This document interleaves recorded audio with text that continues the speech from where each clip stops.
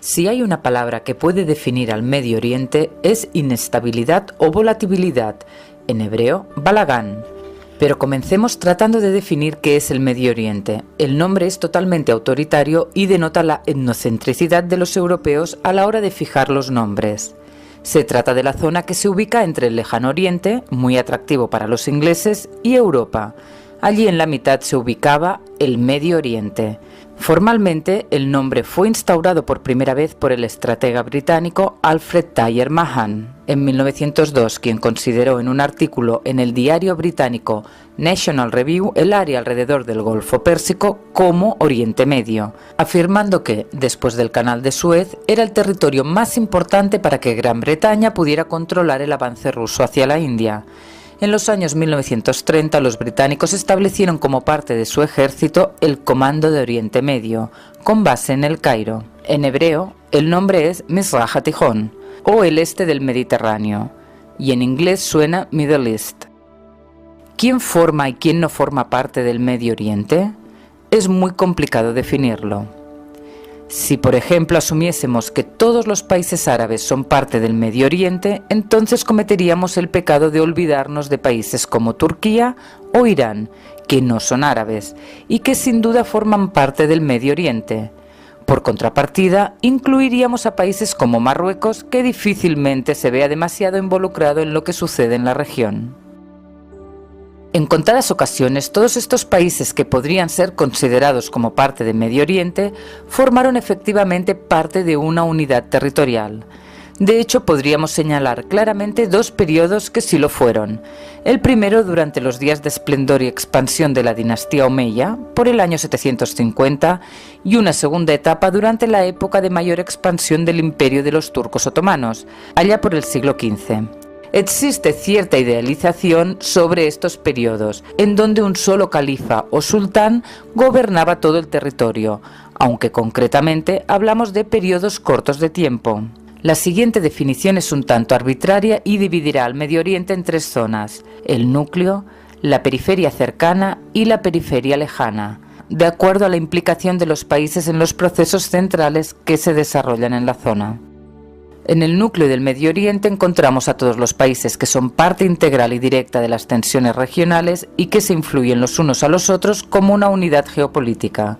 Estos países son Arabia Saudita, Bahrein, Emiratos Árabes Unidos, Israel, Egipto, Jordania, los territorios palestinos, Líbano, Siria, Irán, Irak y quizás Qatar, en especial en días en los que los cataríes han fomentado y subvencionado al radicalismo islamista.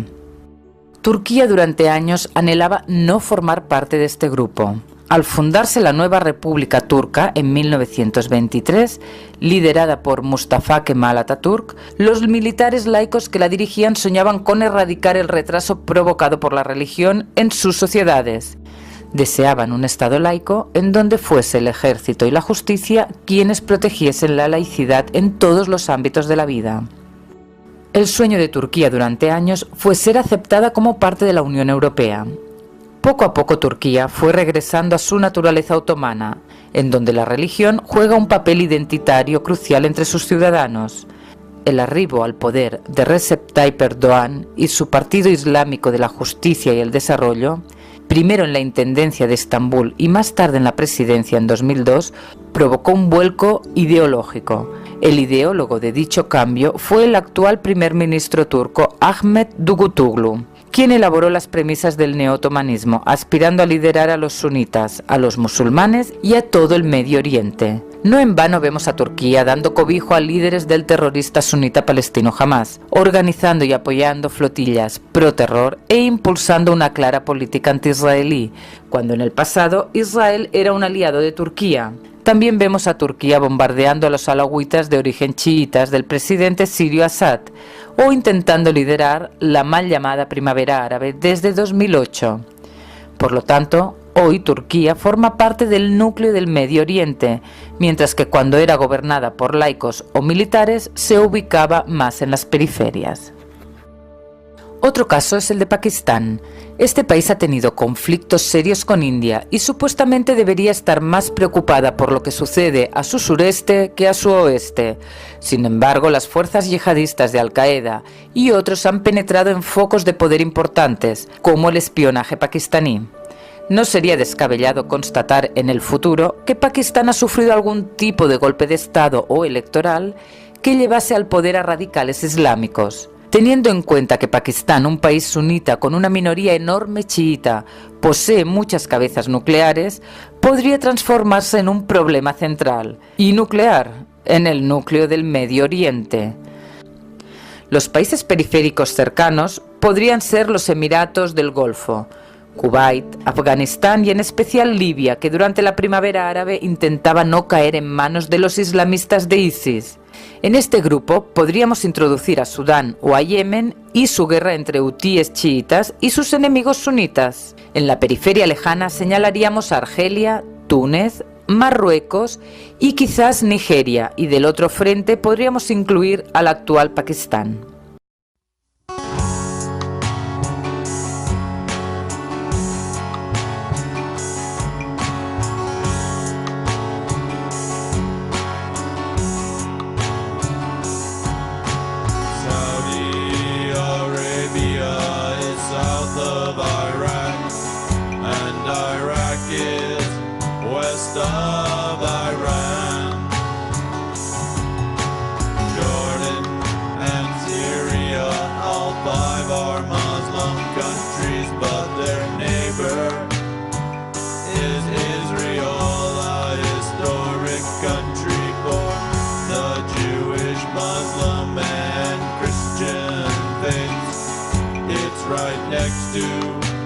Egypt and Africa,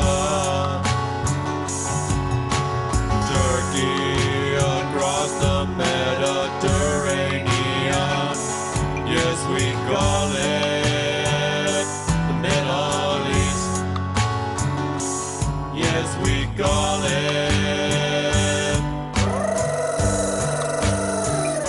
the Middle East.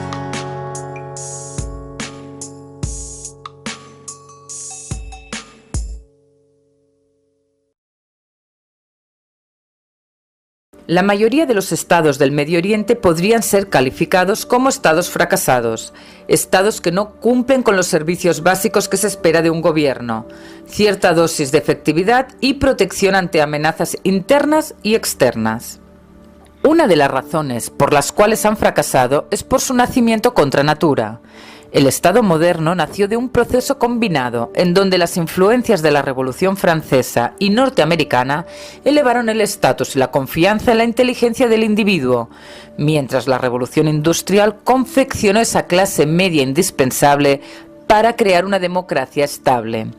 Las revoluciones desarrollaron una conciencia nacional y tras dicha conciencia se establecieron los estados. En otras palabras, lo normal fue que primero las personas asumiesen que formaban parte de una unidad nacional, un pueblo con una cultura, idioma, herencia, etnia similar, y luego procediesen a conformar una identidad política autónoma e independiente.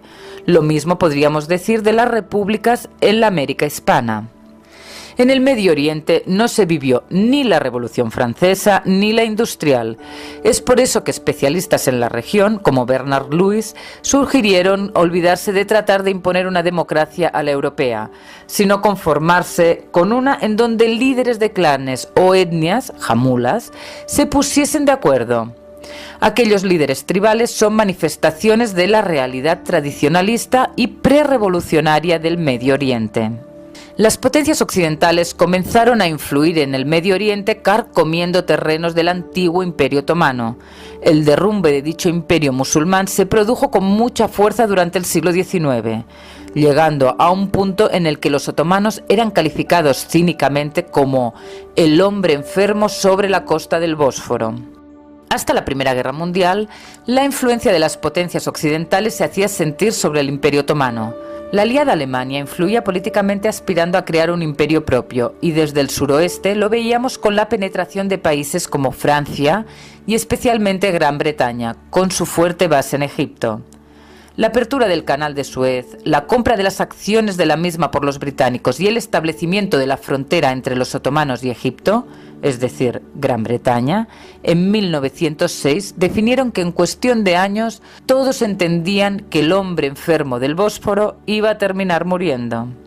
Durante la Primera Guerra Mundial, las potencias aliadas, Francia, Gran Bretaña y Rusia, decidieron establecer un acuerdo secreto para dividirse el Medio Oriente tras la muerte del Imperio Otomano. El acuerdo se firmó en mayo de 1916 y se conoce como Sykes-Picot, en honor a los ingleses y franceses firmantes.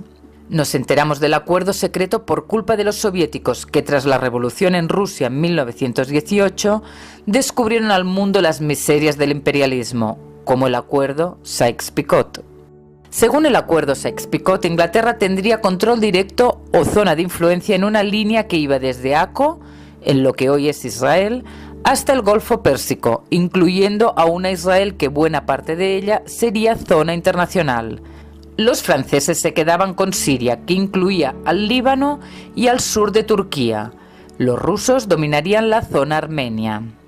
Tras la guerra, al tomar control sobre los territorios acordados en Sykes-Picot, las potencias occidentales forjaron alianzas con líderes de clanes o jeques con poder, asignándoles territorios sin cotejar las realidades étnico-religiosas, creando así estados artificiales, con reyes que eran aliados directos de estas mismas potencias. Fíjense en las líneas rectas del Medio Oriente, frente a las fronteras sinuosas y disputadas en América del Sur o en Europa. Cuando una persona detecta fronteras rectas como en África o Medio Oriente, deberían encenderles las alarmas gritando «imperialismos, imperialismos, imperialismos». En la zona que ahora volvía a ser llamada como Palestina, ya que ni los mamelucos ni los otomanos la llamaban así, los británicos apoyaron a un movimiento que ya había nacido antes de la toma del poder de los británicos, el movimiento sionista. Por decisión de la Liga de las Naciones, en la Conferencia de San Remo en 1920, se estableció en Palestina un mandato británico que debía ayudar a los locales a establecer su independencia, asegurar el establecimiento de un hogar nacional judío y salvaguardar los derechos civiles y religiosos de todos los habitantes de Palestina. Más tarde los británicos se arrepintieron y se preocuparon por imponer una política de divide y gobierna. Hay que tener en cuenta que la identidad nacional del pueblo judío existía mucho antes que los británicos y los europeos en general dejasen de ser tribus y clanes que hablaban lenguas parecidas.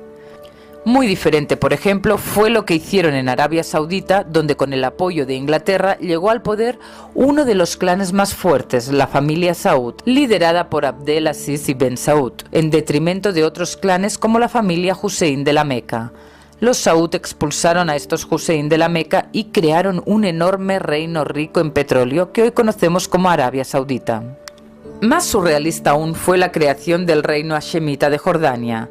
Los hijos de Hussein de la Meca eran aliados de Gran Bretaña. A ellos les habían prometido un reino propio a cambio de rebelarse contra los otomanos durante la Primera Guerra Mundial. Se trata de las cartas MacMahon-Hussein. Uno de los hijos de Hussein, Faisal, fue coronado momentáneamente en Siria por la potencia que conquistó de los otomanos tal región, Gran Bretaña. Los franceses protestaron argumentando que eso no era lo que se había acordado en Sykes-Picot. Esta zona debía quedar bajo la influencia francesa, y Faisal Husseini era pro-británico. A los británicos no les quedó otra que retirar de Siria a Faisal, inventándose un país en donde sería coronado rey, pero esta vez en un territorio bajo su influencia, Irak.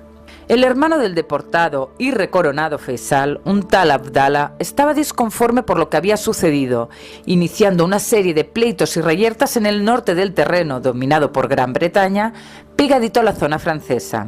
Por esos días es cuando se produce el incidente en Tel Hai, en donde Joseph Trumpeldor y otros 7 judíos pierden la vida al permitir que soldados árabes fieles a Abdallah entrasen en Tel Hai en busca de franceses. Para calmar al bueno de Abdallah, los británicos partieron Palestina en 1922, creando otro reino pro-británico, Jordania, liderado por Abdallah, y hoy por su bisnieto Abdallah II, el rey de Jordania. Así de fácil. En resumen, primero escogieron un aliado jefe de clan, luego le fijaron las fronteras Y por último le anunciaron a todos los que vivían dentro de un territorio que a partir de ahora eran iraquíes, jordanos, sirios o cubaitíes.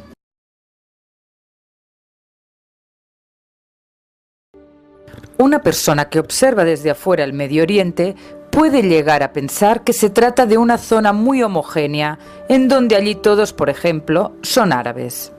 ¿Qué significa ser árabe? En el Medio Oriente de los años 50 hasta los 70, ser árabe era una etiqueta identificaria muy importante. Más aún, Gamal Abdel Nasser, el mítico presidente de Egipto desde 1954 a 1970, impulsó vehementemente la idea de que todos los árabes eran una gran nación sin fronteras y que debían expulsar a los extranjeros. Su línea ideológica se llamaba panarabismo. En 1945 se fundó una organización para representar y fomentar los intereses comunes a los 22 países árabes que la conforman hoy. Se trata de la Liga Árabe. Ser árabe es originalmente una persona natural de la península arábiga y otros territorios circundantes de lengua árabe, o alguien de este origen. En otras palabras, si una persona habla árabe, es árabe. Unos 450 millones de personas del Medio Oriente hablan árabe, pero hay diferentes grupos étnicos nacionales que hablan otros idiomas. Por ejemplo, en el centro del Medio Oriente existe un país llamado Israel, en donde 8,5 millones de personas hablan hebreo. Más al norte asciende una potencia regional no árabe con sus 75 millones que habla turco.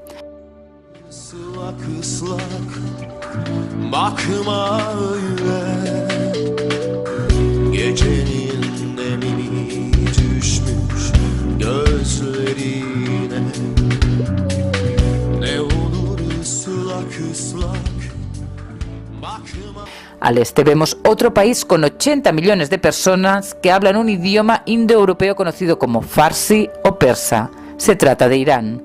Por último, vemos al pueblo kurdo, unos 60 millones de personas que se expresan en el idioma kurdo, que es de origen indoeuropeo también.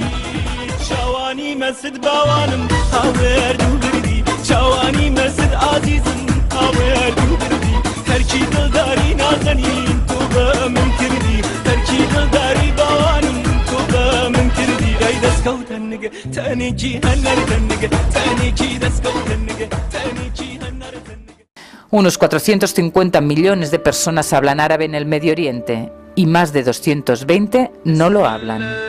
Fuera de eso, existe un árabe oficial y literario, que es solo uno, pero que no todas las personas en el Medio Oriente lo conocen.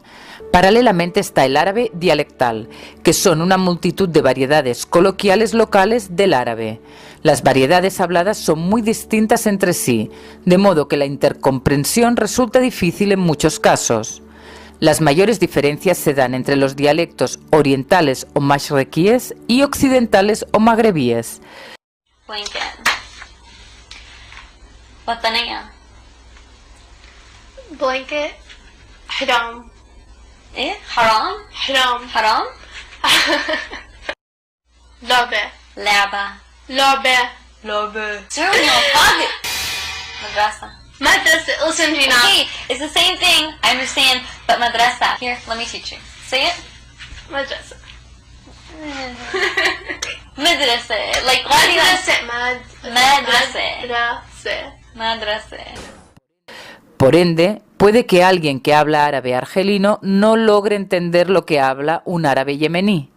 En la actualidad, el árabe egipcio, dialecto oriental con algunos rasgos magrebíes, exportado a todo el mundo árabe a través de grandes cantidades de películas, series de televisión y canciones, suele ser comprendido por las personas del Medio Oriente.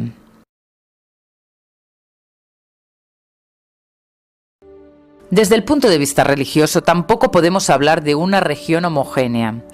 En medio de un mar de países musulmanes aparece Israel con una mayoría del 80% que son judíos. El hecho que la religión dominante sea el Islam tampoco nos indica mucha homogeneidad.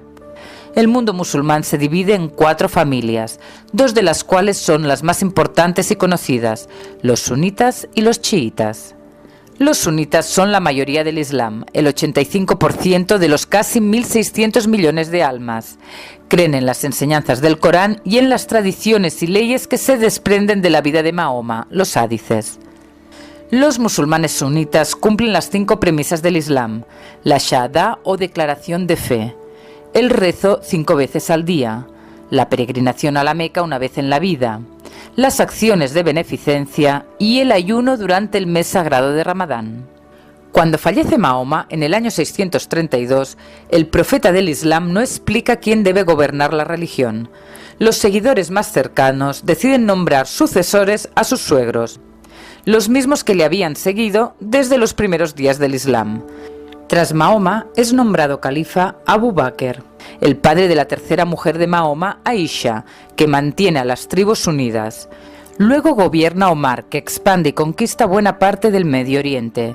Es reemplazado por Othman, que ordena escribir formalmente las revelaciones y enseñanzas a Mahoma en un libro, el Corán. El cuarto califa, tras Abu Bakr, Omar y Othman, es el primo de Mahoma y esposo de su hija Fátima, Ali ben Talib. Estos 4 califas pertenecían a la tribu madre de Mahoma, la tribu de Quraysh. Aquellas personas que consideran que el líder del Islam tiene que ser descendiente de la tribu de Quraysh y que creen también en las enseñanzas de los primeros 4 califas ortodoxos o Rashidun se conocen como tradicionalistas o sunitas. Desde el momento que muere Mahoma, un grupo de fieles exige nombrar califa a la sangre de Mahoma, representada en el primo y yerno de Mahoma, Ali ben Talib.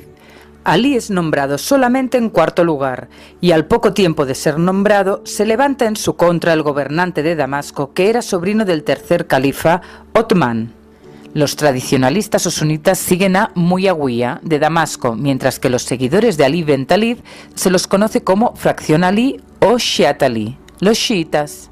En otras palabras, hay muchos líderes en el Islam sunita, algunos moderados y otros no. Todos respetan a Mahoma, al Corán, a los Rashidun y son descendientes de la tribu de Quraysh. Entre los chiitas existe una función de liderazgo único y centralizado personificado en la figura del imam. El segundo de ellos, tras Mahoma, fue Ali ben Talib. El término, aparte de referirse al guía de una comunidad, es el título que ostentaban los jefes supremos de toda la comunidad chiita, el equivalente al califa suní. Cargo hereditario cuyo último representante, Muhammad al-Mahdi, según la tradición, desapareció en el año 873 y vive desde entonces oculto, al-Mahdi o imán oculto, rigiendo desde la sombra los destinos de la comunidad, creencia sostenida por la mayor parte de los chiitas denominados imamíes.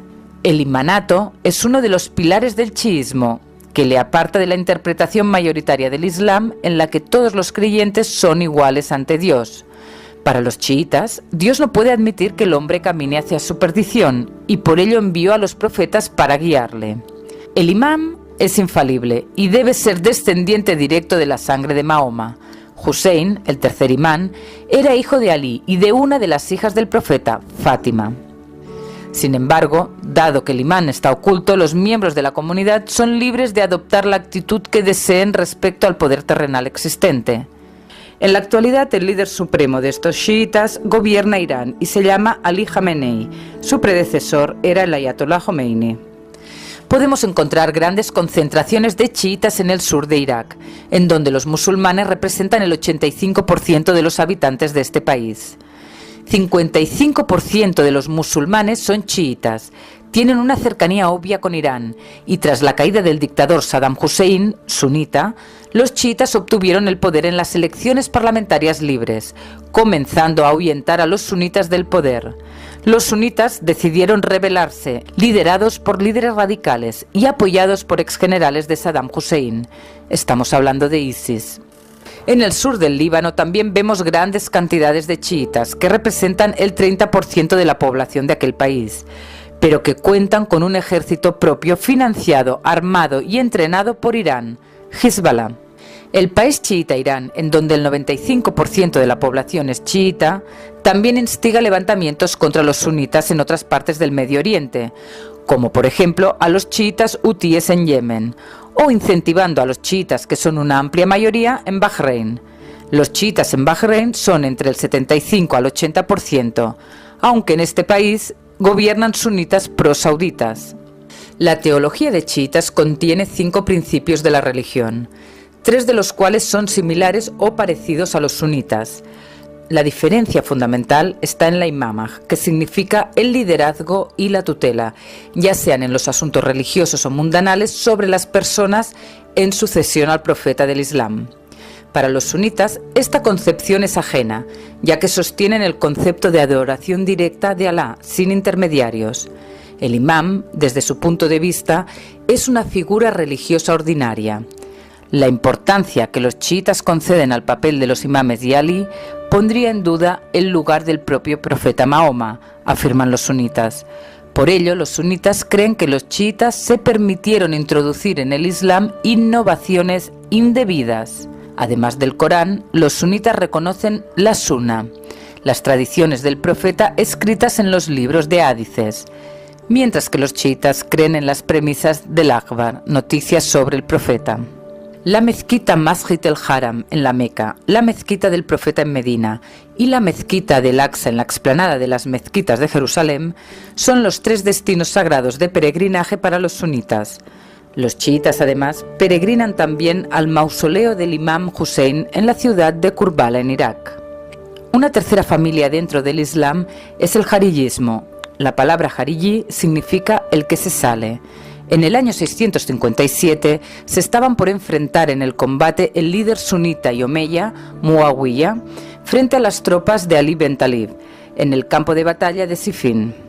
Tras un arbitraje, ambos bandos desistieron combatir. Dentro de las fuerzas de Ali, un grupo decidió que la guerra debía ser santa y el enfrentamiento se debía producir. Este grupo conformó el jariyismo.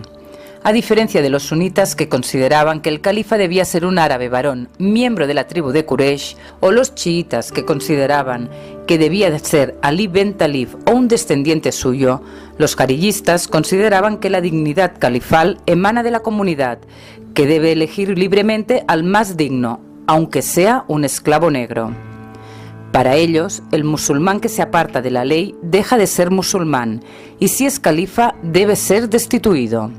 Fue un jariyista, Abed al-Rahman ibn Mulham, quien asesinó a Ali ben Talib en el año 661. Su rigor, en lo que al cumplimiento de los preceptos del Islam se refiere, se balancea según la corriente dentro del jariyismo con una gran tolerancia hacia las otras religiones. La rama moderada o ibadíes son el 75% de la población de Omán, un sultanato que es el único gobernado por el jariyismo. La cuarta rama del Islam son los sufistas. El término sufismo se refiere a la espiritualidad y mística islámica denominada en árabe tasawuf al-islami, es decir, aquella faceta, conocimientos, métodos, formas y ritos que se han dedicado a las cuestiones del espíritu, la purificación del alma, la metafísica, a la interpretación interior de los preceptos islámicos, a la relación de Dios con el cosmos. El sufismo se formó en el siglo VIII, entre un grupo pequeño de fieles musulmanes que vestían ropas blancas para resaltar su pureza.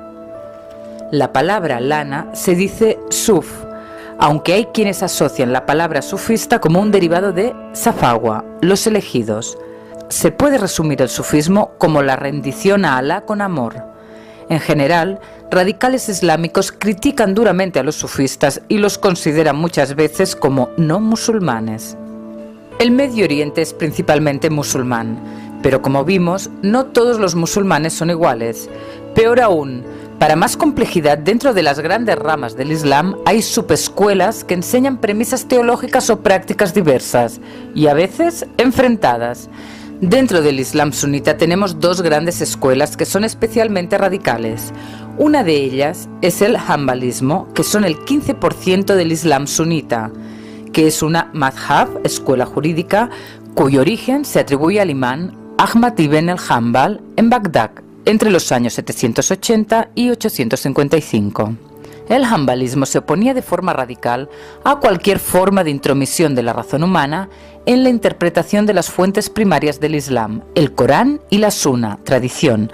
Dentro de esta escuela de pensamiento ha surgido el wahabismo y otras filosofías representadas en los más conocidos movimientos terroristas islámicos como Al-Qaeda. La escuela se ha extendido con fuerza por Qatar y por el oeste de Arabia Saudita. En reiteradas ocasiones se acusa a la cadena de televisión más importante del mundo islámico, Al Jazeera, de ser especialmente amable al tratar con el islamismo radical. Los hanbalistas afirman que el islam más puro es el que se impuso en la Meca. La otra escuela radical son los malequitas. Esta escuela o madhab es la predominante en el Magreb y es seguida aproximadamente por el 15% de los sunitas.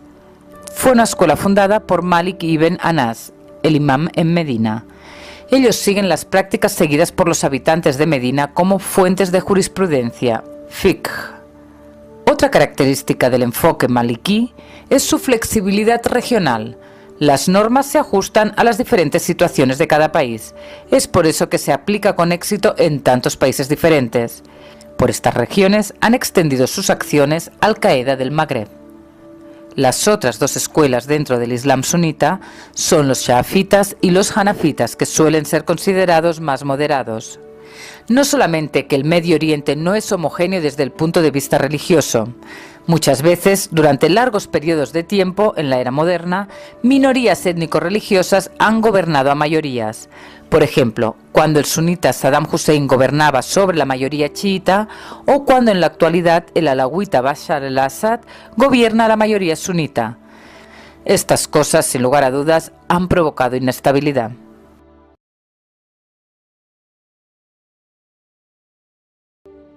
Uno de los principales problemas en Medio Oriente es que al haber partido artificialmente el territorio, muchos países tienen exigencias irredentistas sobre zonas que consideran suyas. Un ejemplo es el caso de Irak de Saddam Hussein, que argumentaba, con razón, que Kuwait había sido separada por las potencias en 1961 para conformar un reino dotado de grandes reservas de petróleo a costa de los iraquíes.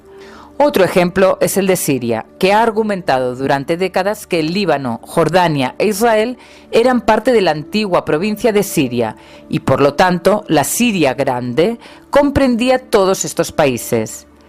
Irak e Irán se enfrentaron en una guerra desde 1980 a 1988, ya que el presidente de Irak, Saddam Hussein, deseaba reconquistar Shat el-Arab y la provincia iraní de Juzestán para Irak. Turquía y Siria, o Egipto y Sudán, son otros ejemplos de cientos de crisis bélicas por diferencias fronterizas. La partición artificial ha creado también fracturas en pueblos completos que han quedado dispersos ilógicamente en distintos lados de las fronteras.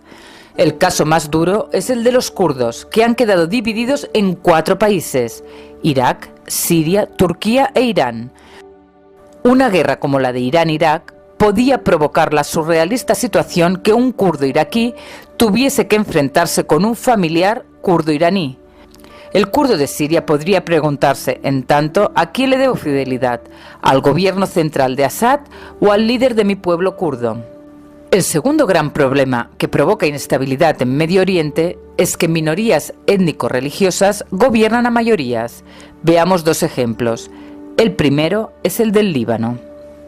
Resulta que los franceses identificaron que en las montañas de Beirut vivían una importante comunidad de cristianos maronitas, con los que tenían afinidad. La idea francesa era crear un país pro-occidental anexando a provincias de los alrededores, dejando a todos estos territorios separados de Siria. El Líbano recibió su independencia en el año 1943.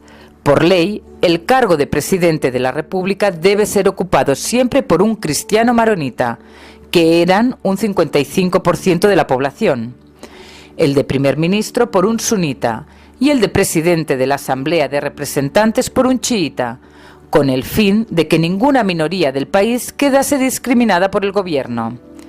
Con el correr de los años, los musulmanes tuvieron más hijos y los cristianos emigraron y tuvieron menos familia.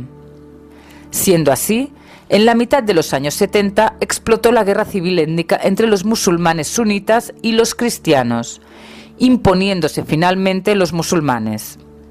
En los últimos años, los musulmanes chiitas se han impuesto por su poder militar ante los musulmanes sunitas, gobernando de facto en el país de los cedros. En la actualidad se calcula que la población libanesa es 35% sunita, 30% chiita, 30% cristiano maronita y el resto son drusos o armenios, aunque actualmente el que gobierna es la minoría chiita con su brazo armado Hezbollah. Esta es una receta segura para largos conflictos. Otro ejemplo es el de Siria. El poder en Siria lo detentan los alawitas. Bashar el-Assad es alawita. Los alawitas son una rama del Islam chiita y su escuela de jurisprudencia en el Islam es aquella fundada por el sexto imán, Jafar as-Sadiq. El alawismo cree en la llegada del Mesías, al-Mahdi, el 12º imán, al igual que el chiismo, con el cual comparte algunas prácticas y creencias. Son la mayoría de Siria y entre los sirios de Turquía. Durante años los chiitas tradicionales afirmaban que los alawitas no eran parte del chiismo. Sin embargo, desde hace años son los iraníes chiitas los que apoyan activamente a Assad y a los alawitas, que son entre el 11 al 13% de la población. Más de un 60% de los sirios son sunitas, un 10% son cristianos y otros tantos son kurdos. De esta forma se puede comprender la guerra entre los sunitas de ISIS o Jabhat al-Nusra contra el alawita Assad, que es apoyado no solo por Irán, sino también por el ejército regional chiita Hezbollah. Saddam Hussein en Irak gobernó durante años al país de Irak. Él era sunita y gobernaba a la mayoría que era chiita y a la población kurda. Algo parecido podríamos decir sobre el rey de Jordania, que pertenece a la minoría beduina hashimita cuando la mayoría de la población es de origen palestino. Un país con amplia mayoría chiita, pero cuyo gobierno es sunita, es Bahrein. El tercer gran problema de los países del Medio Oriente es su falta de democracia o de un sistema que brinde estabilidad nacional. Debemos recordar que los países democráticos suelen disfrutar de mayores periodos de estabilidad y suelen evitar enfrentamientos bélicos con sus vecinos. De hecho, desde la Segunda Guerra Mundial no han existido conflictos bélicos entre países democráticos. La guerra siempre ha sido entre dos países no democráticos o entre uno que lo es y el otro que no. En un país democrático o poliárquico, el gobierno disfruta de 4 a 6 años para establecer una política nacional. Si el votante no aprecia los logros del gobierno, escoge a otro en futuras elecciones. Un gobierno no democrático o no poliárquico necesita conseguir legitimidad diariamente. Para lograr algo así suele utilizar 3 tácticas. La primera es simplemente asesinar y perseguir a la oposición. El anterior presidente de Siria, Hafez el-Assad, padre del actual criminal de guerra de Damasco, asesinó unos 25.000 hermanos musulmanes en la ciudad de Hamma en 1982. El rey de Jordania, Hussein, asesinó 10.000 palestinos en sus campamentos de refugiados en el Septiembre Negro de 1970. Saddam Hussein realizó un genocidio durante la operación Al-Anfal que comenzó en 1986 y duró hasta 1989. La campaña Al-Anfal incluyó el uso de bombardeos aéreos, destrucción sistemática de ciudades, deportaciones en masa, pelotones de fusilamiento y la guerra química que le valió al primo de Saddam Hussein, al-Mahdi, el apodo de Ali el Químico. Los ataques fueron parte de una campaña de larga duración que destruyó aproximadamente 4.500 aldeas kurdas en zonas del norte de Irak, y se estima que desplazaron por lo menos a 1 millón de habitantes de los 3,5 millones de kurdos. Amnistía Internacional recogió los nombres de más de 17.000 personas que habían desaparecido durante 1988.